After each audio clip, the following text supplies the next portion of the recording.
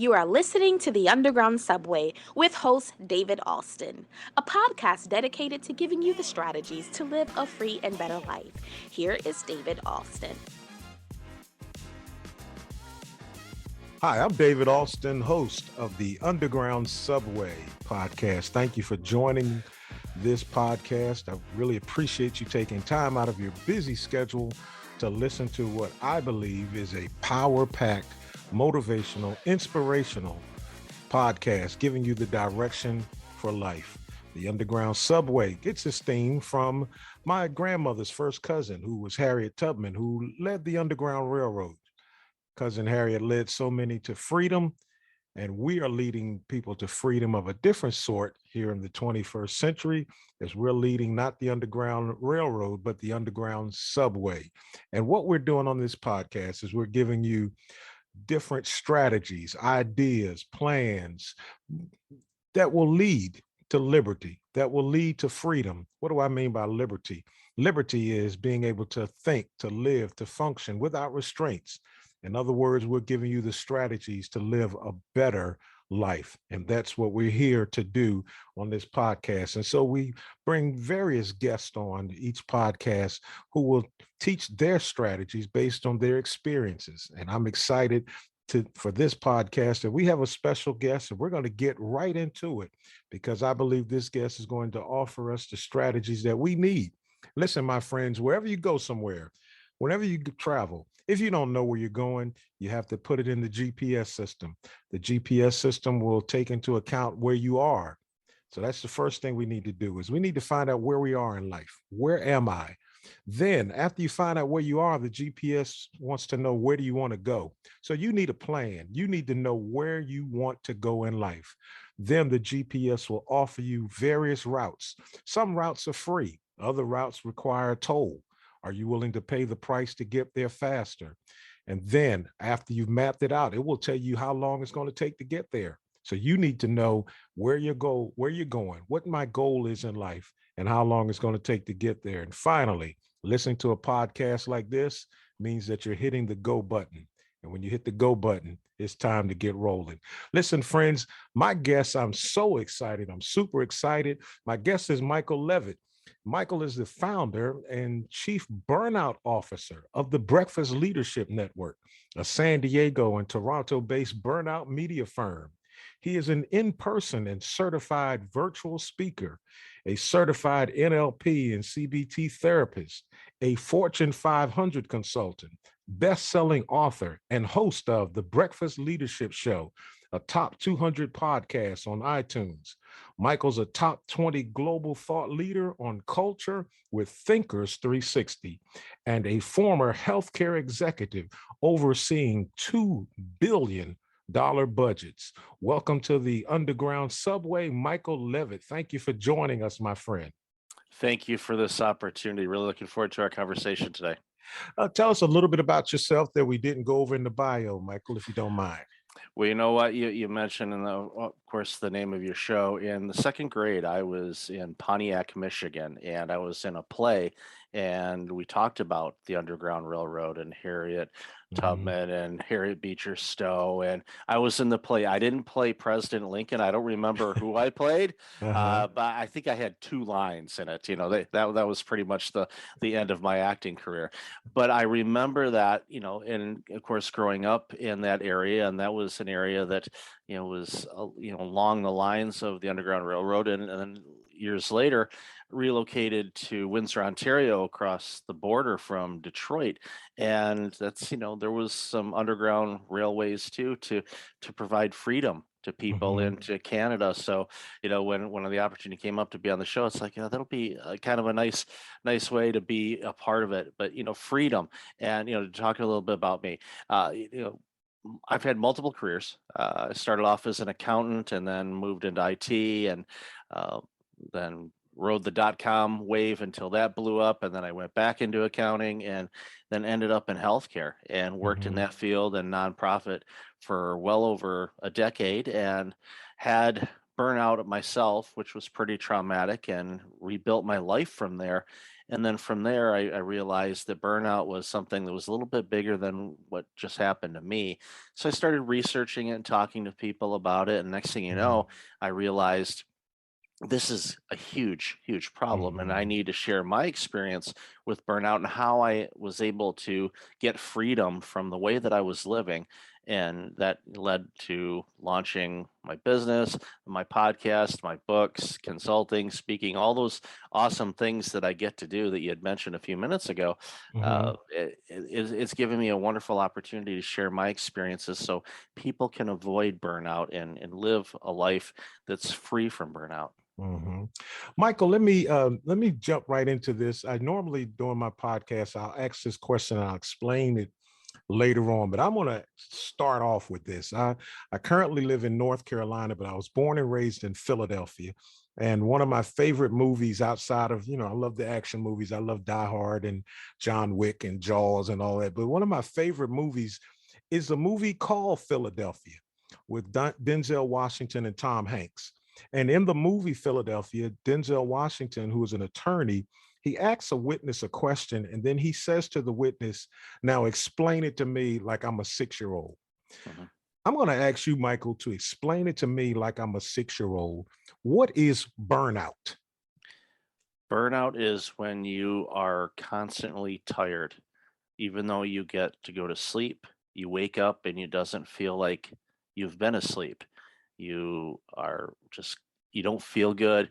You're forgetful. You don't remember where you put your toys. You don't remember where things are.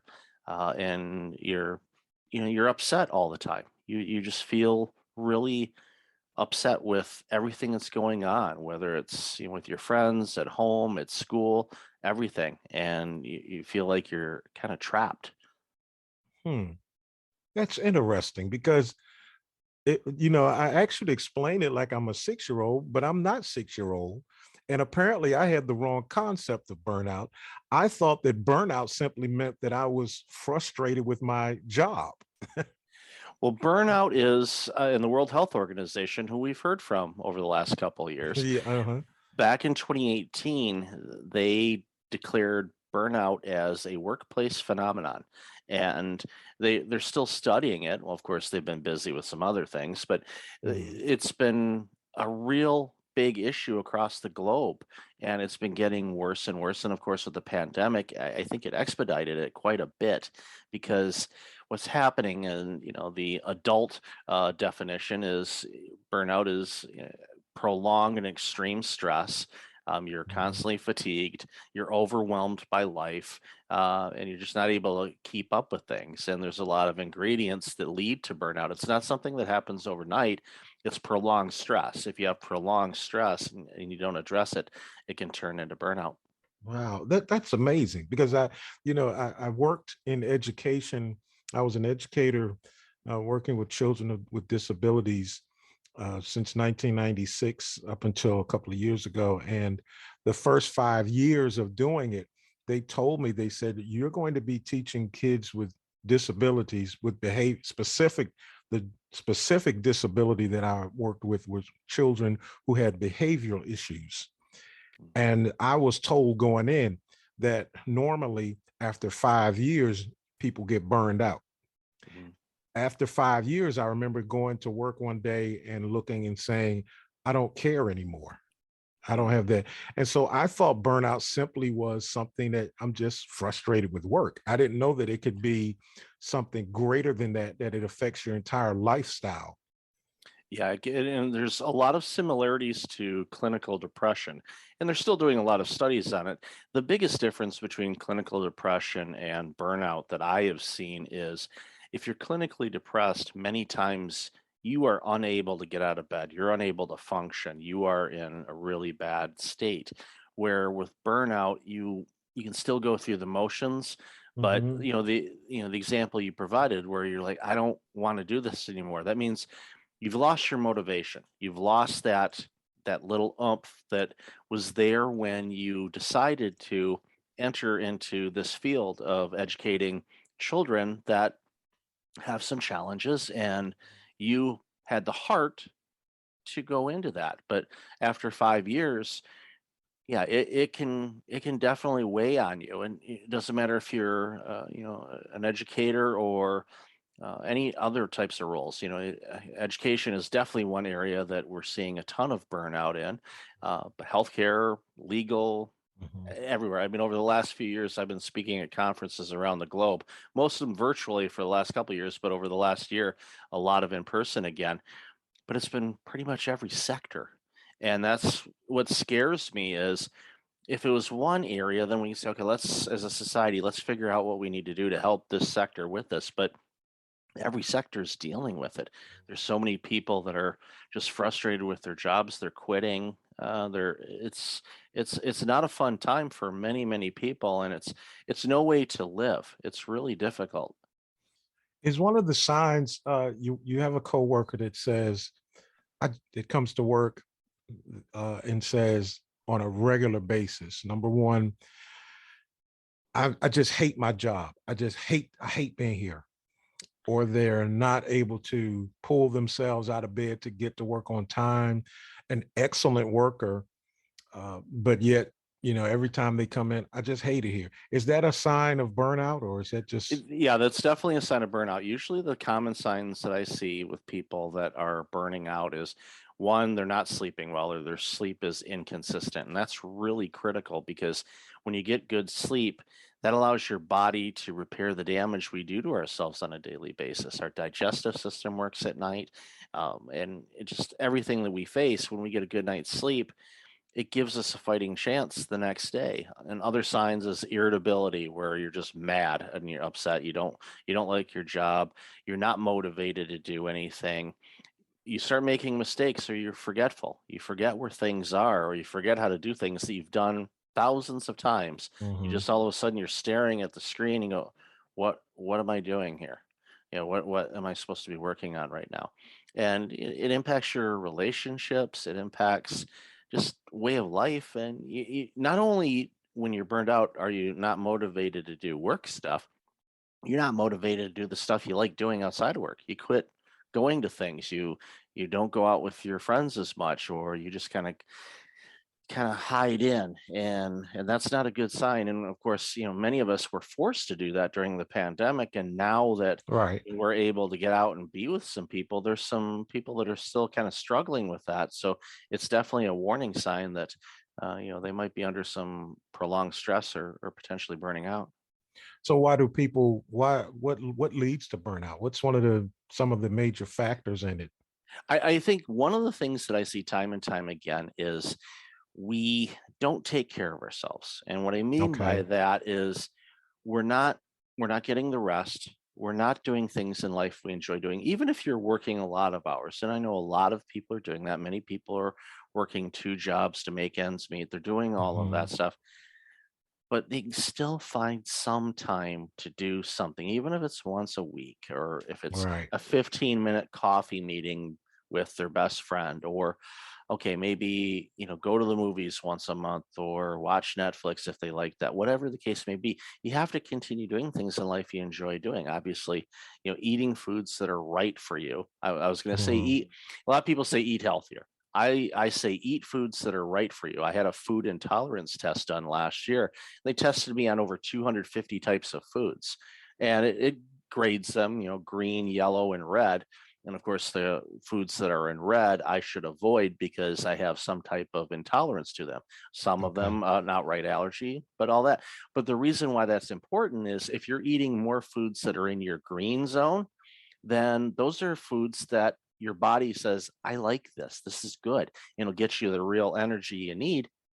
And from there, your digestive system works better because it's not trying to break down foods that are a toxin basically too. And Mhm. and the other thing too is just you know you got to have boundaries around things, because so many people, especially with smartphones and technology, you can work around the clock if you wanted to, and we don't establish boundaries of when you're on the clock working and when you're not. Now some businesses, you punch in, you punch out, and that's that. But too many jobs anymore, you can get an email or a text message from Right. your boss all day, Mhm. all night, and you're not shutting down, you're not separating the work aspect of your day to everything else. So every time you get an email message or a text notification, you're going, "Ah." And if you're doing that, then that's definitely an issue. Hmm. I went through that. I started working at the University of North Carolina, and one of the doctors emailed me about 10:30 at night, and because it popped up on my phone, I just responded, "Okay, yes, I'll handle that." She chewed me out. She said, "Don't you ever answer. I'm just sending you this because it's on my mind this late, but that doesn't mean I'm requiring an answer from you. So don't you ever, when you're off, you're off." Michael, let me ask you about myself compared to others. Mhm. I'm the type of person that I'm into everything. I'll work a Right. 9 to 5. I will hop on the pod, do a podcast. I will hit a golf course. I will box for cardio. I'm always doing something, Mhm. always doing something. Is a person like me more susceptible to I hope I don't have to edit that part out, but to burnout? Or is it the person that sits around and simply goes to work and comes home and does nothing else when they get home? I'll give you an answer. Yes and no, or no and yes. Okay. Uh, a lot of type A personalities that are driven, successful, and live life and they do a bunch of things, they can burn out because if they don't take some breaks and, kind of breathe the moment and be in the moment, sometimes that can get you in trouble because what happens is you can overcommit yourself. And Okay. there's going to be days that do that. We talked about in the pre-show about your recording schedule today and you work Hmm. today and all that. There's going to Hmm. be days that'll be like that. If it's all the time, then that's a thing where you have to kind of take a step back. And because if you start noticing, some health changes, or just you maybe you're a little more fatigued than normal, or you're not recognizing things, when you don't get good sleep, your ability to recognize patterns and decipher Right. things get impacted. So for somebody like you could, but if you're enjoying those things, if you love Hmm. your job or you at least tolerate it, but the Hmm. boxing and the cardio, you feel good and you're really into it and you're enjoying yourself, Hmm. and the podcast you enjoy it because you get to talk to amazing people, and then you have to deal with me. As you got four today, hopefully three out of the four will be good. But so there's always that opportunity where even though you're doing something that is good and beneficial, you got to kind of check with yourself from time to time, going, okay, how am I doing and how's my energy levels, how am I feeling? And then you Mhm, can adjust accordingly and say, you know mhm, what, maybe I'm going to do, next time I'm only going to do three. Yes, it might add a little bit more down the road, but at least that way I'm not overwhelming myself all the time. If it's a one-off, so be it. Now, the person that goes into work and then goes home and doesn't interact with people and all of that, that's also problematic because they don't have an avenue of engaging in, stimulating their brain in conversation or doing things outside of the home.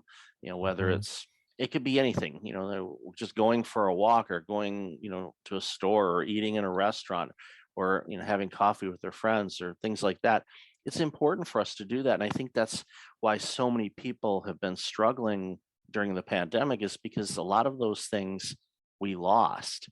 And now we can start getting them back. But I think there's still people that are a little apprehensive about it because it's a pretty traumatic situation that we went through, and a yes, variety, a variety of different flavors. And of course, there's situations going on in the world right now that are problematic as well. So there's a lot that can weigh on people. So both those individuals, to answer your question, can burn out. mhm. You mentioned something earlier in this interview that I want to deal with. You used the word boundaries. What are boundaries, and how can we set them if we need to? Is it important to have them? It is very important, and I'll group a few of them together: material and financial boundaries. Don't Okay.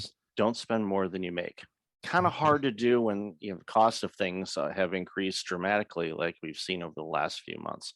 Mhm. Maybe during the pandemic, you had to take a different role, or maybe Mhm. in your household may have had a drop in income because there was certain industries that weren't allowed to work during the pandemic. So that it's a difficult time for many people. So having boundaries around the things you buy and what you spend is important. Yeah, I'm telling you, don't I'm not going to say don't buy things that you like and enjoy, like if you collect baseball cards, or Mhm. you like buying books, or you collect things. If that brings you joy and happiness and fulfillment, guess what? That's self-care. Do it. Right, right, right, Within right. moderation. Make sure you cover Mhm. your obligations and all of that. So there's that up. The physical boundaries, we know about that. Keep 6 feet apart from each other, wear a Right. mask. We all got that memo, so we know that one's under there. Emotional and mental boundaries. That's the one. That's the one. It's been a very, very traumatic time for everyone. It's impacted people differently. The world as we know it is constantly in this heightened state, with what's going on in Ukraine, to inflation, to always seems like they're having election talks in the US, even though the election's months away or years away. There's just a lot of negativity out there. So I always encourage people, don't live in a cave, but kind of have boundaries around how much news you consume. Get the news information that you need so you can be an informed citizen on whatever matter of interest is Mhm. important to you, but don't camp out in front of the television and watch 10 Mhm. hours of news a day. Doesn't matter what flavor you watch. I don't care if you like Fox or CNN or MSNBC, whatever. Doesn't matter.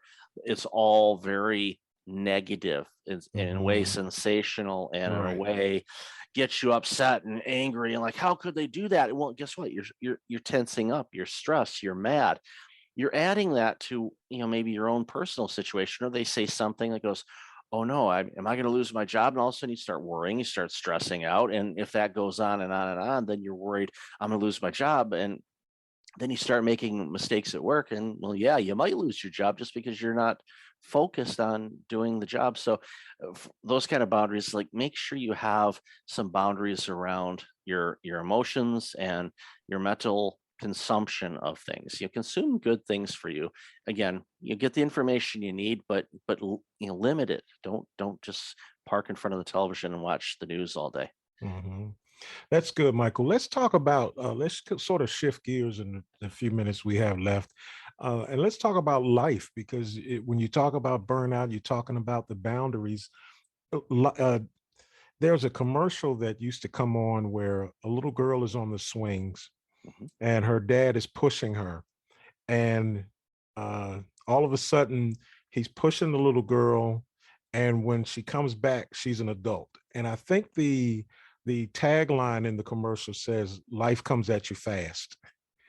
And I think that, most of us can say life comes at you fast, and we go through things that could destroy us, but yet we have to have that intestinal fortitude to fight through it. Now, I remember, and I'm going to give you a second to talk about some of the things that you went through and how you survived it. Maybe could help a listener survive. I know that one of the most traumatic things that I went through, I remember looking out my window one night in my apartment and seeing the blue lights as my car was repossessed, Mm. a feeling of helplessness. I remember it happened a second time in which I went outside to look for my car and it was stolen. It wasn't repossessed. I only had one payment left. And, what did you go through that was traumatic and yet you survived? And what strategy or tool did you use? Back in 2009, I was extremely burned out. And what happened over a period of a year, so May 2009 to May 2010, the following things happened to me. I had a heart attack at age 40 that should have killed me. 17 weeks later, I lost my job during the Great Recession. A few months later, after not having a job and paying $1,000 a month out of pocket for medication to keep my heart healthy and keep me alive, I had my car repossessed by the bank. Because when you don't make car payments, the math on that. Right. The bank says we want that back, and then finally, my home was foreclosed. So all Wow. those things happen to me in a year. Each one of those things are significant and huge. I had all four of them in a year. And it was Wow. because I was burned out. I took those experiences, I dusted myself off. I didn't blame anybody. I didn't even Okay. blame me. I didn't Now play the victim. that's key because most people, and I hate to interrupt you, but most people that you talk to will tell you when you're going through something like that, you need to start pointing the finger and saying, "What have I done wrong?" But you're saying you didn't blame you.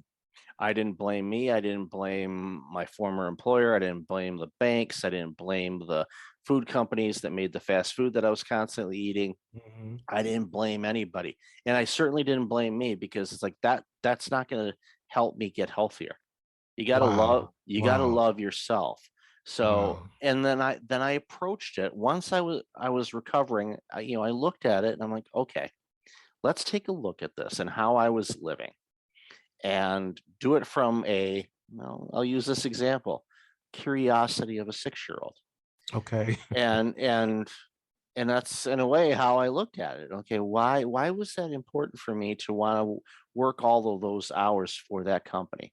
Why was it important for me to shortchange and work all those hours and not meal plan or make or eat healthier foods or get a little bit of exercise in? Why was it important for me to do that? Why was it important for me to have a really expensive car? Why was it important to live in that house and Hmm. on all those things? But it was from curiosity. It was like, okay, why did you do that? Kind of like stepping outside of yourself and say, why was that important? Hmm. And then from there, I looked at things differently, approached life differently, and said, okay, is this important to me? Why is it important to me? And when you start looking at those decisions in life, whether it's who you date, who you marry, where you work, what you do, your hobbies, all of that, why, asking yourself again from a curiosity standpoint, okay, why do I want to do this? Hmm. And and if you give yourself a decent response, like, okay, that makes sense. And Hmm. it's just it's when I did that, it helped me heal.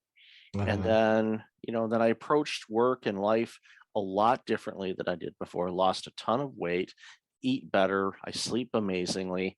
I get to do some amazing things and share, my experiences and what I see about burnout and self care and taking care of yourself because you're the only one you got. Hmm. Yes, you can have a family, friends, support network, all of that, but when it boils down to the only thing you have is you, and That's you right. want to make sure that one, you love yourself and you do everything you can to make sure that you are loving yourself Hmm. and taking care of yourself. Michael, most people will say when they feel as though I'm burning out, I'm burned out, I'm frustrated, I'm tired, they will say, I just need a vacation.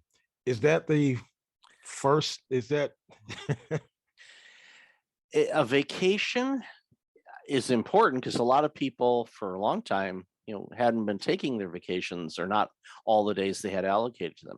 Yes, you need to take a break, but unfortunately what happens is you're detoxing basically from, if you have a toxic work situation, you're basically detoxing, and it takes a few days for you to kind of unwind from that. So if you're taking a week off, it's 3 or 4 days before you can finally get to this relaxed state, and then all of a sudden you're getting back on the plane and going back home. You're like, okay, well, that wasn't a lot.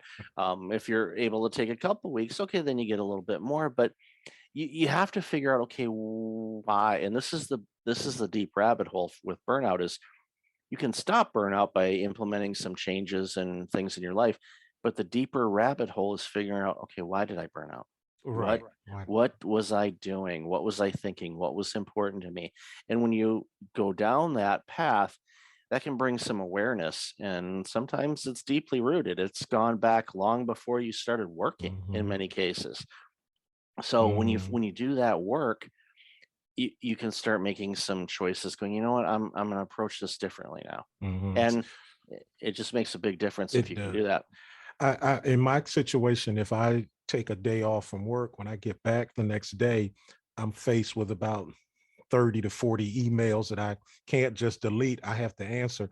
So in my mind, for me to take an entire week off, the entire time I'm going to be thinking, oh my God, when I get back. Yeah, and that happens to all of us because, and it's been that way for a very long time, unfortunately. When we go on vacation, for most of us, they don't bring in a pinch hitter. They don't bring in, Right. they're not bringing in the relief pitcher. Right. It's like your desk is empty and in many cases unguarded from, oh, I don't want to do this. Oh, Right. David's gone. I'm gonna slip that into that pile of paper, and you're going to see it and you're like, why was I given this? And no one will fess up to who put it there. And all of a sudden you're thinking, I got to do this. With the emails, yes, it's a reality. You will have emails coming Mhm. back. Learning how to batch them together and figure out, okay, let me see if I can sort these emails by priority. And Mhm. each organization's different. If it's an email from your boss or your bosses, yeah, Mhm. probably a higher priority than a colleague or something else. But Right. you kind of look at that. And many times I tell people, it's like when you get back, before you even open up your email, you can just go to your boss or whoever you report to and say, okay, is there anything pressing that I should look at now that I've come back?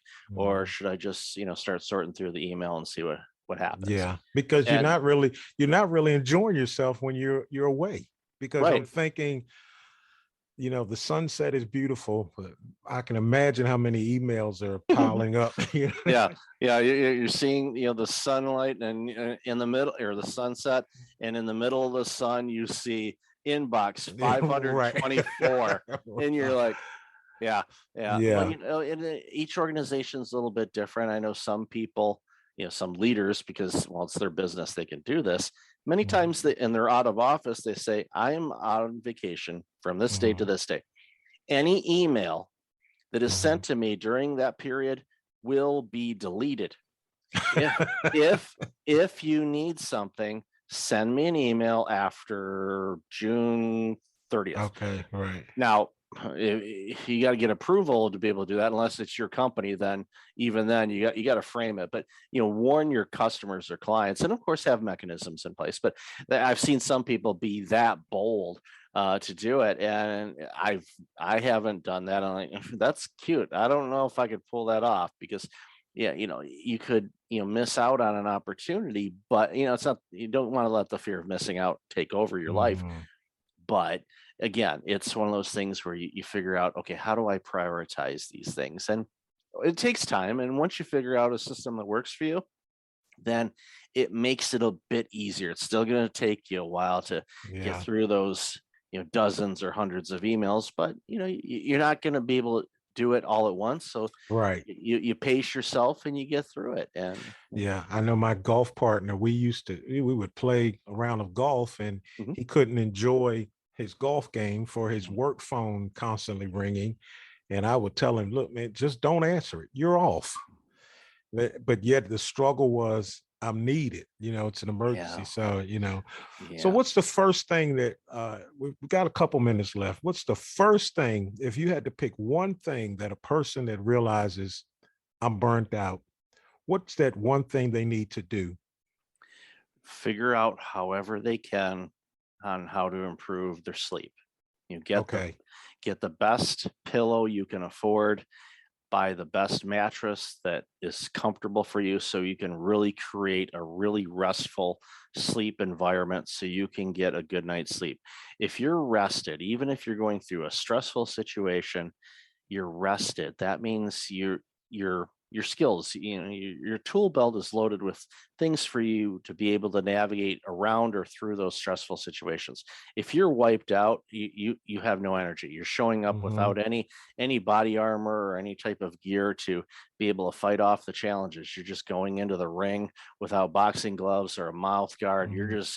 You're just going to be hit and you're not going to be able to punch back. So that's, if there's one thing I would say, do your best to get the good sleep. And sometimes the work with that is just, figuring out how to quiet your mind and get to a relaxed state. And when you do that, those are some techniques that can help when your brain's yelling at you on the golf course to check your emails instead of, trying to keep it out of the rough or out of the lake that's just over to the left. Golf balls aren't cheap. So, No, they aren't. quit hitting them into the water. That's it. Don't let my friends hear you say that. They'll tell you you're talking to me. How can we get in touch with you? Is there anything that you have going on? Our listeners want to reach out to you. You have any materials, anything? Yeah. Breakfastleadership.com is a great resource of things. There's some resources that are on the website. I've got a book, Burnout Proof, that's available on Amazon. It's priced pretty affordable and it's a quick read, and that's intentional because when people are burned out, it's like, yeah, here, read this 300-page book. No, they're not going to do it. So Right. it's under 100 pages, and I get right to it. I explain to what burnout is, what some things you can do to stop it, and it's important for people to do that. There's again a bunch of resources, but breakfastleadership.com is the best place to find me. All right. Well, thank you, my friend. One final question: would you consider coming back in the future and doing this again? Absolutely, I would love to. All right. Thank you so much, Mike. Well, my friends, we're out of time for the podcast, but we're definitely not out of resources, not out of material, not out of strategies. I want to give a special thank you to our guest, Michael Levitt. One of the things I must admit in doing this podcast, that the purpose of it is to provide you guys with the strategies to live a better life. But there are moments like this podcast in which I have to remind myself that I'm not in a one-on-one conversation, because it felt like that during this podcast that I was just sitting down with Michael having a session. These podcasts benefit me. I feel as though I'm the glass, and the glass partakes of the water before you drink it. And this podcast has really been beneficial to me, and I appreciate Michael for coming on. You see his website in the description. Get in touch with him, get the book, get better. This was a powerful, powerful, powerful podcast. I really enjoyed it. It's time to do a self-evaluation. Am I burned out? Before I get burned out, follow the strategies. I want to challenge you a couple of things. Number one, re-listen to the podcast, because there's always something that you missed, something that distracted you for a second. Listen to it again and again, and I promise you will gain the necessary information that's needed to be better. Before I go, I want to challenge you, my friends. Before you go, I want to issue a challenge. Again, thank you to Michael Levitt. Thank you to all of you. But I want to issue you a challenge before you go. Tonight, before you go to bed, find a mirror. Look yourself right in the eye, eyeball to eyeball. And I want you to ask yourself a question. Today, did I do something to avoid burnout, or did I waste another day? We don't have time to waste. Think about that. Thank you, my friends, and we'll see you next time on the Underground Subway.